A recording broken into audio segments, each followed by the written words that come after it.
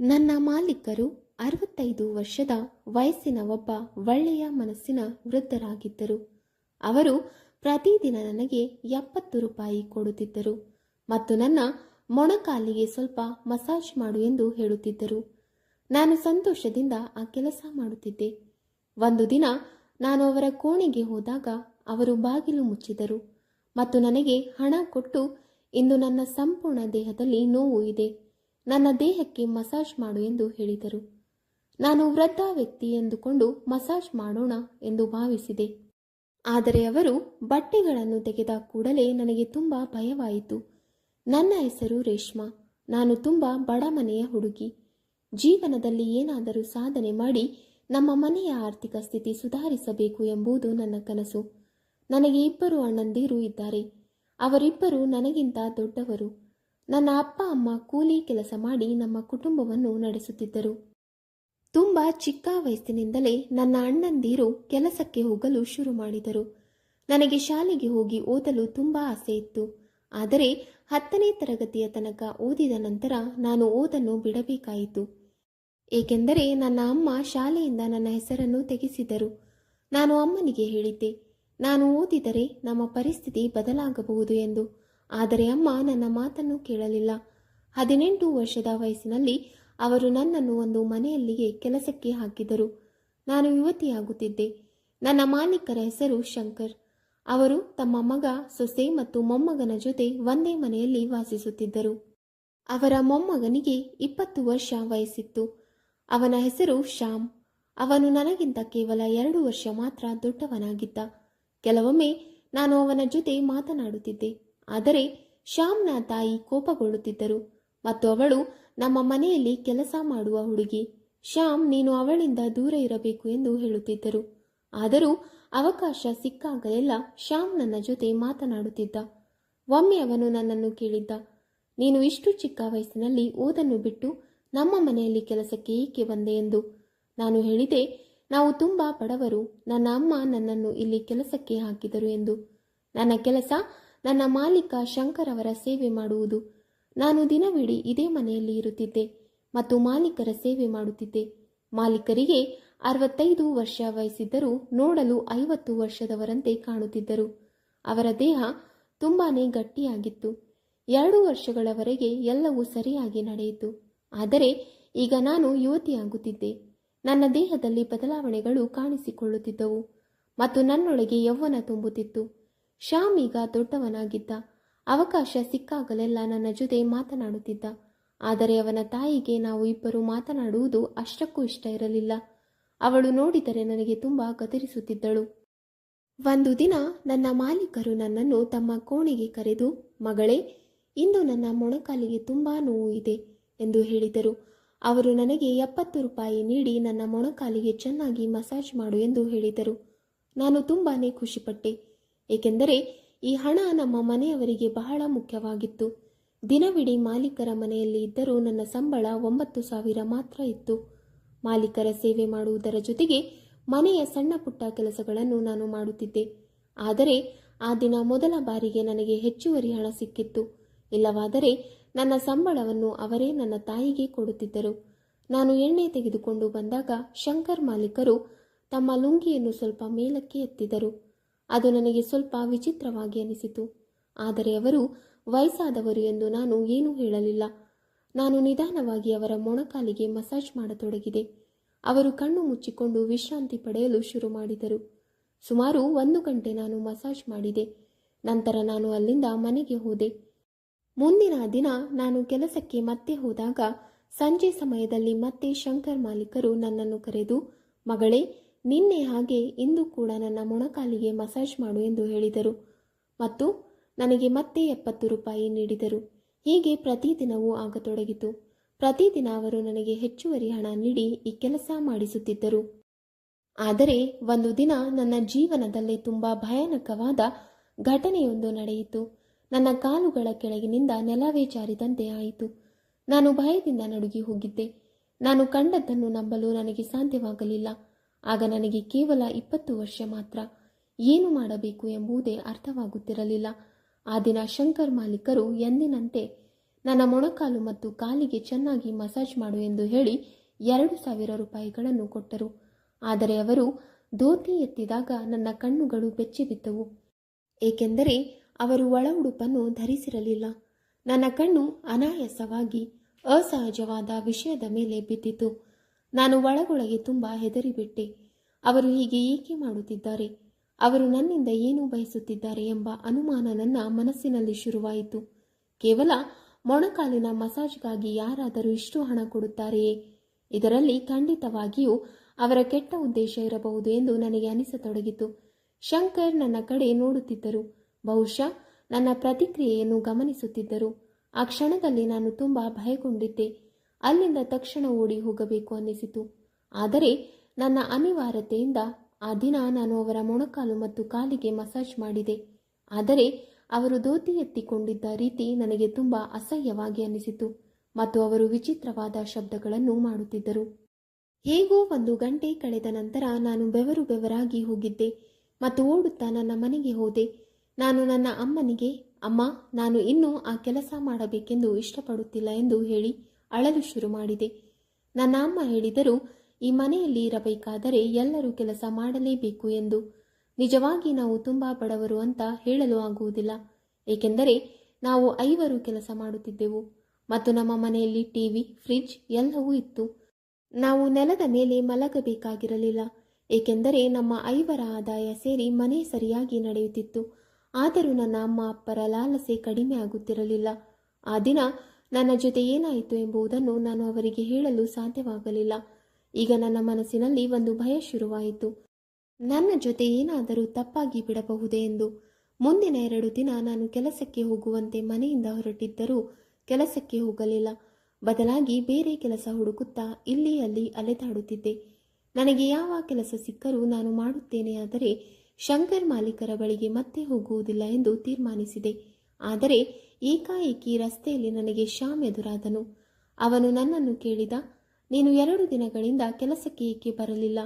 ನಾನು ಕಳೆದ 2 ವರ್ಷಗಳಿಂದ ಶ್ಯಾಮ್ನನ್ನು ಪರಿಚಯ ಮಾಡಿಕೊಂಡಿದ್ದೆ ಮತ್ತು ಅವನನ್ನು ಒಳ್ಳೆಯ ಸ್ನೇಹಿತನಾಗಿ ಭಾವಿಸುತ್ತಿದ್ದೆ. ನಾನು ಶ್ಯಾಮ್ಗೆ ಹೇಳಿದೆ, ನಾನು ಇನ್ನೂ ಆ ಮನೆಯಲ್ಲಿ ಕೆಲಸ ಮಾಡಬೇಕೆಂದು ಇಷ್ಟಪಡುವುದಿಲ್ಲ. ನಾನು ಇನ್ನೊಂದು ಕೆಲಸ ಹುಡುಕುತ್ತಿದ್ದೇನೆ. ಆದರೆ ಈ ವಿಷಯ ನನ್ನ ಅಮ್ಮಗೆ ಗೊತ್ತಿಲ್ಲ. ಗೊತ್ತಾದರೆ ಅವರು ನನಗೆ ಗದರಿಸುತ್ತಾರೆ ಎಂದು. ನನ್ನ ಮಾತು ಕೇಳಿ ಶ್ಯಾಮ್ ಆಶ್ಚರ್ಯಪಟ್ಟನು ಮತ್ತು ಏನು ವಿಷಯ? ನೀನು ಅಲ್ಲಿ ಕೆಲಸ ಮಾಡಬೇಕೆಂದು ಯಾಕೆ ಇಷ್ಟಪಡುವುದಿಲ್ಲ? ನನಗೆ ತೆರೆದ ಮನಸ್ಸಿನಿಂದ ಹೇಳು ಎಂದು ಹೇಳಿದನು. ನಾನು ನಿನ್ನ ಅಜ್ಜ ಎಂದು ಹೇಳಿ ಅಲ್ಲಿ ನಿಂತು ಬಿಟ್ಟೆ. ಅದಕ್ಕಿಂತ ಹೆಚ್ಚು ಅವನಿಗೆ ಏನನ್ನು ಹೇಳಲು ನನಗೆ ಆಗಲಿಲ್ಲ. ಏಕೆಂದರೆ ನನಗೆ ತುಂಬಾ ನಾಚಿಕೆ ಆಗುತ್ತಿತ್ತು. ಆಗ ಅವನು ಹೇಳಿದ, ನನ್ನ ಅಜ್ಜಿಗೆ ಈಗ ವಯಸ್ಸಾಗಿದ್ದಾರೆ. ಅವರ ತಲೆ ಸ್ವಲ್ಪ ಸರಿಯಿಲ್ಲ. ಆದರೆ ಅವರು ತುಂಬಾ ಒಳ್ಳೆಯ ಹೃದಯದವರು. ಅವರು ತುಂಬ ದಯಾಳು. ಯಾವಾಗಲೂ ಬಡವರಿಗೆ ಸಹಾಯ ಮಾಡಬೇಕು ಎಂದು ಯೋಚಿಸುತ್ತಾರೆ. ಅವರು ಪ್ರತಿ ತಿಂಗಳು ನಿನ್ನ ಹೆಸರಿನಲ್ಲಿ ಹಣವನ್ನು ಉಳಿಸುತ್ತಿದ್ದಾರೆ. 2 ವರ್ಷಗಳಿಂದ ಕೂಡಿಸಿದ ಹಣವನ್ನು ಈಗಾಗಲೇ ಉಳಿಸಿಕೊಂಡಿದ್ದಾರೆ. ನಿನ್ನ ಮದುವೆ ಆಗುವಾಗ ಆ ಹಣದಿಂದ ನಿನಗೆ ಸಹಾಯ ಮಾಡುತ್ತಾರೆ. ಉಳಿದಂತೆ ಅವರು ಸ್ವಲ್ಪ ಮರೆತು ಹೋಗುವ ಸ್ವಭಾವದವರು. ಅವರಿಂದ ಯಾವುದಾದರೂ ತಪ್ಪು ಆಗಿದ್ದರೆ ನೀನು ಅದನ್ನು ಗಮನಿಸಬೇಡ. ನೀನು ನಾಳೆಯಿಂದ ಮತ್ತೆ ಕೆಲಸಕ್ಕೆ ಬಾ. ನಾನು ಮನೆಯಲ್ಲಿ ಎಲ್ಲರಿಗೂ ನಿನ್ನ ಆರೋಗ್ಯ ಸರಿಯಿಲ್ಲ ಎಂದು ಹೇಳುತ್ತೇನೆ. ಅದಕ್ಕೆ ನೀನು ಬರಲಿಲ್ಲ ಎಂದು ಹೇಳುತ್ತೇನೆ ಎಂದನು. ಈಗ ನಾನು ಯೋಚನೆಯಲ್ಲಿ ಮುಳುಗಿದ್ದೆ. ಬಹುಶಃ ನಾನು ಹೆಚ್ಚು ಅನುಮಾನ ಮಾಡುತ್ತಿದ್ದೇನೋ ಏನೋ ಎಂದು. ಬಹುಶಃ ಆ ದಿನ ಶಂಕರ್ ಅವರು ಒಳ ಉಡುಪು ಧರಿಸುವುದನ್ನು ಮರೆತು ಬಿಟ್ಟಿರಬಹುದು ಎಂದು ನಾನು ಯೋಚಿಸಿದೆ. ಅವರು 65 ವರ್ಷದ ವೃದ್ಧರು. ಆದರೆ ಅವರು ಇನ್ನೂ ಯೌವನವಾಗಿಯೇ ಕಾಣುತ್ತಿದ್ದರು. ಅವರಿಗೆ ಗಮನ ತಪ್ಪಿರಬಹುದು. ಅವರು ನನ್ನನ್ನು ತಮ್ಮ ಮೊಮ್ಮಗಳಂತೆ ನೋಡಿಕೊಳ್ಳುತ್ತಿದ್ದಾರೇನೋ ಎಂದುಕೊಂಡೆ.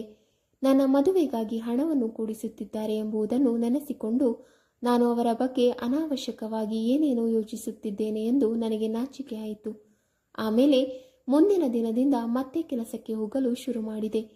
ಶಂಕರ್ ಮಾಲೀಕರು ಮತ್ತೆ ನನ್ನನ್ನು ಕರೆದು 1,000 ರೂಪಾಯಿ ನೀಡಿ ನನ್ನ ಮೊಣಕಾಲಿಗೆ ಮಸಾಜ್ ಮಾಡು ಎಂದು ಹೇಳುತ್ತಿದ್ದರು. ಆದರೆ ಈಗ ನಾನು ಗಮನಿಸಿದೆ, ಅವರು ಒಳ ಉಡುಪು ಧರಿಸಿರಲಿಲ್ಲ. ಅವರು ಧೋತಿಯನ್ನು ಮೇಲಕ್ಕೆ ಎತ್ತಿದಾಗ ಎಲ್ಲವೂ ಕಾಣಿಸುತ್ತಿತ್ತು. ಅವರು ಸಾಮಾನ್ಯವಾಗಿ ಕಣ್ಣು ಮುಚ್ಚಿಕೊಂಡೇ ಇರುತ್ತಿದ್ದರು. ಕೆಲವೊಮ್ಮೆ ಮಾತ್ರ ನನ್ನ ಕಡೆ ನೋಡುತ್ತಿದ್ದರು. ಈ ಕೆಲಸ ಮಾಡುವುದು ನನಗೆ ಒಂದೇ ಸಲವೂ ಇಷ್ಟವಾಗುತ್ತಿರಲಿಲ್ಲ ಮತ್ತು ತುಂಬ ಭಯವಾಗುತ್ತಿತ್ತು. ಆದರೆ ಈ ಕೆಲಸಕ್ಕೆ ಹೆಚ್ಚುವರಿ ಹಣ ಸಿಗುತ್ತಿತ್ತು. ಅದನ್ನು ನನ್ನ ತಾಯಿಗೆ ಕೊಡಬೇಕಾಗಿರಲಿಲ್ಲ. ಅದರಿಂದ ನಾನು ಲಾಲಸಿಗೆ ಒಳಗಾಗಿದ್ದೆ. ಒಂದು ದಿನ ನಾನು ಮಾಲೀಕರ ಮೊಣಕಾಲಿಗೆ ಮಸಾಜ್ ಮಾಡುತ್ತಿದ್ದಾಗ ಶ್ಯಾಮ್ನ ತಾಯಿ ಕೋಣೆಗೆ ಬಂದರು. ಅವರು ಬಂದ ತಕ್ಷಣ ಮಾಲೀಕರು ತಮ್ಮ ಧೋತಿಯನ್ನು ಸರಿಯಾಗಿ ಮಾಡಿಕೊಂಡರು. ಆಗ ನನಗೆ ಅನುಮಾನ ಶುರುವಾಯಿತು. ಅವರು ನನ್ನಿಗೆ ತೋರಿಸಲು ಮಾತ್ರ ಇದನ್ನೆಲ್ಲ ಮಾಡುತ್ತಿದ್ದಾರೆ ಏನೋ ಎಂದು. ಆದರೂ ನನ್ನ ಅನಿವಾರ್ಯತೆಯಿಂದ ನಾನು ಪ್ರತಿದಿನವೂ ಕೆಲಸಕ್ಕೆ ಹೋಗುತ್ತಿದ್ದೆ. ಆದರೆ ಒಂದು ತಿಂಗಳ ನಂತರ ಒಂದು ಭಯಾನಕ ಘಟನೆ ನಡೆಯಿತು. ನಾನು ಇಡೀ ರಾತ್ರಿ ಕಿರುಚುತ್ತಿದ್ದೆ, ಅಳುತ್ತಿದ್ದೆ. ಆದರೆ ನನ್ನ ಕೂಗನ್ನು ಕೇಳುವವರ ಆ ಮನೆಯಲ್ಲಿ ಯಾರೂ ಇರಲಿಲ್ಲ. ಶ್ಯಾಮ್ ತನ್ನ ಅಮ್ಮ ಅಪ್ಪರ ಜೊತೆ ಒಂದು ಮದುವೆಗೆ ಹೋಗಿದ್ದನು. ಹೋಗುವ ಮುನ್ನ ಶ್ಯಾಮ್ನ ಅಮ್ಮ ನನ್ನ ತಾಯಿಗೆ ಫೋನ್ ಮಾಡಿ, ನಾವು 2 ದಿನಗಳಿಗಾಗಿ ಹೊರಗೆ ಹೋಗುತ್ತಿದ್ದೇವೆ. ಈ 2 ದಿನ ನಿಮ್ಮ ಮಗಳು ನಮ್ಮ ಮನೆಯಲ್ಲಿಯೇ ಉಳಿದು ನನ್ನ ಮಾವನ ಸೇವೆ ಮಾಡಬೇಕು ಮತ್ತು ಮನೆಯ ಎಲ್ಲ ಕೆಲಸವನ್ನು ಮಾಡಬೇಕು ಎಂದು ಹೇಳಿದರು. ಅದಕ್ಕಾಗಿ ಪ್ರತ್ಯೇಕವಾಗಿ ನನ್ನ ಅಮ್ಮಗೆ ಇನ್ನೂ ಹಣವೂ ಕೊಟ್ಟಿದ್ದರು. ನನಗೆ ಮನೆಯ ಎಲ್ಲ ಕೆಲಸ ಮಾಡು, ಊಟ ಮಾಡು, ಮಾಲೀಕರನ್ನು ಚೆನ್ನಾಗಿ ನೋಡಿಕೊ ಮತ್ತು ರಾತ್ರಿ ಅಲ್ಲೇ ಉಳಿದುಕೋ ಎಂದು ಹೇಳಿದರು.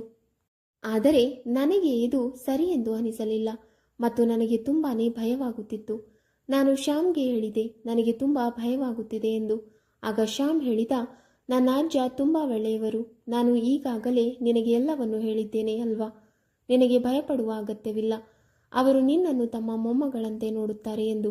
ಆದರೆ ಅವರು ನನ್ನ ಜೊತೆ ಪ್ರತಿದಿನ ಏನು ಮಾಡುತ್ತಿದ್ದರು ಎಂಬುದನ್ನು ನಾನು ಶ್ಯಾಮ್ಗೆ ಹೇಳಲು ಸಾಧ್ಯವಾಗಲಿಲ್ಲ. ಅವರ ಕೆಟ್ಟ ವರ್ತನೆಗಳಿಂದ ನಾನು ಈಗಾಗಲೇ ಬೇಸತ್ತು ಹೋಗಿದ್ದೆ. ಈಗ 2 ದಿನ ಅವರ ಜೊತೆ ಹೇಗೆ ಇರಬೇಕು ಎಂದು ಯೋಚಿಸಿದರೆ ನನಗೆ ಇನ್ನೂ ಹೆಚ್ಚು ಭಯವಾಗುತ್ತಿತ್ತು. ಶ್ಯಾಮ್ ಮತ್ತು ಅವನ ಕುಟುಂಬ ಹೋಗಿದ ಮೇಲೆ ನಾನು ಅಡುಗೆ ಮನೆಗೆ ಹೋಗಿ ಊಟ ಮಾಡಲು ಶುರು ಮಾಡಿದೆ. ಊಟ ಮಾಡುತ್ತಿದ್ದಂತೆಯೇ ಮಾಲೀಕರು ನನ್ನನ್ನು ತಮ್ಮ ಬಳಿ ಕರೆಸಿಕೊಂಡರು. ಅವರು ಹೇಳಿದರು, ಮಗಳೇ, ಇಂದು ನನ್ನ ಆರೋಗ್ಯ ತುಂಬ ಸರಿಯಿಲ್ಲ. ಇಂದು ನನ್ನ ಸಂಪೂರ್ಣ ದೇಹಕ್ಕೆ ಮಸಾಜ್ ಮಾಡು ಎಂದು. ಅದಕ್ಕಾಗಿ ಅವರು ನನಗೆ ಹೆಚ್ಚು ಹಣ ಕೊಡುತ್ತೇನೆ ಎಂದು ಹೇಳಿದರು. ರಾತ್ರಿ ಈಗಾಗಲೇ 9 ಗಂಟೆಯಾಗಿತ್ತು. ಮಾಲೀಕರು ಹೇಳಿದರು, ಮೊದಲು ನಾವು ಊಟ ಮಾಡೋಣ, ನಂತರ ನೀನು ಮಸಾಜ್ ಶುರು ಮಾಡು ಎಂದು. ನಾನು ದಿನವಿಡೀ ಕೆಲಸ ಮಾಡಿ ತುಂಬ ಸುಸ್ತಾಗಿದ್ದೆ. ಇಡೀ ರಾತ್ರಿ ಜಾಗರಣೆ ಮಾಡಿ ಅವರ ಮಸಾಜ್ ಮಾಡಬೇಕು ಅಂದಾಗ ನನಗೆ ತುಂಬಾನೇ ಕಷ್ಟ ಅನಿಸಿತು. ನಾನು ಕೂಡ ಮನುಷ್ಯ ಅಲ್ಲವೇ, ನನಗೂ ನಿದ್ರೆ ಬೇಕಲ್ಲವಾ ಎಂದು ಮನಸ್ಸಿನಲ್ಲಿ ಅನಿಸಿತು. ಆದರೆ ಅವರು ತೋರಿಸಿದ ಹಣ ನೋಡಿ ನನ್ನ ಮನಸ್ಸಿನಲ್ಲಿ ಲಾಲಸೆ ಬಂತು. ನಾನು ಆ ಹಣವನ್ನು ತೆಗೆದುಕೊಂಡೆ. ಶ್ಯಾಮ್ ಹಲವಾರು ಬಾರಿ ನನ್ನ ಅಜ್ಜ ಒಳ್ಳೆಯವರು ಎಂದು ಹೇಳಿದ್ದರು. ಏಕೆ ಗೊತ್ತಿಲ್ಲ, ನನ್ನೊಳಗೆ ತುಂಬ ಭಯವಾಗುತ್ತಿತ್ತು. ನನ್ನ ಹೃದಯ ವಿಚಿತ್ರವಾಗಿ ತಡೆದುಕೊಳ್ಳುತ್ತಿತ್ತು. ಏಕೆಂದರೆ ಆ ರಾತ್ರಿ ಮನೆಯಲ್ಲಿ ನಾವು ಇಬ್ಬರೇ ಮಾತ್ರ ಇದ್ದೆವು. ಊಟವಾದ ನಂತರ ನಾನು ಭಯದಿಂದ ಅವರ ಕೋಣೆಗೆ ಹೋದೆ. ನನ್ನ ಗಂಟಲು ಒಣಗಿ ಹೋಗಿತ್ತು. ಉಸಿರಾಟ ವೇಗವಾಗಿ ನಡೆಯುತ್ತಿತ್ತು. ನಾನು ಒಳಗೆ ಹೋದ ಕೂಡಲೇ ಮಾಲೀಕರು ಕೋಣೆಯ ಲೈಟ್ ಆಫ್ ಮಾಡಿ ಮಂಕು ಬೆಳಕು ಹಾಕಿದರು. ನಂತರ ಅವರು ನನ್ನ ಕೈಗೆ ಎಣ್ಣೆ ಕೊಟ್ಟು ತಕ್ಷಣವೇ ತಮ್ಮ ಎಲ್ಲ ಬಟ್ಟೆಗಳನ್ನು ತೆಗೆದರು. ಅವರ ಸ್ಥಿತಿ ನೋಡಿ ನಾನು ತುಂಬ ಬೆಚ್ಚಿಬಿದ್ದೆ, ನಡುಗತೊಡಗಿದೆ. ಆದರೂ ನಾನು ಅವರ ಮಸಾಜ್ ಮಾಡಲು ಶುರು ಮಾಡಿದೆ. ಅವರು ಮಸಾಜ್ನ ಆನಂದ ಪಡೆದುಕೊಳ್ಳುತ್ತಿದ್ದರು. ಮೊದಲಿಗೆ ಅವರು ಹೊಟ್ಟೆ ಕೆಳಗಿಟ್ಟು ಮಲಗಿದ್ದರು.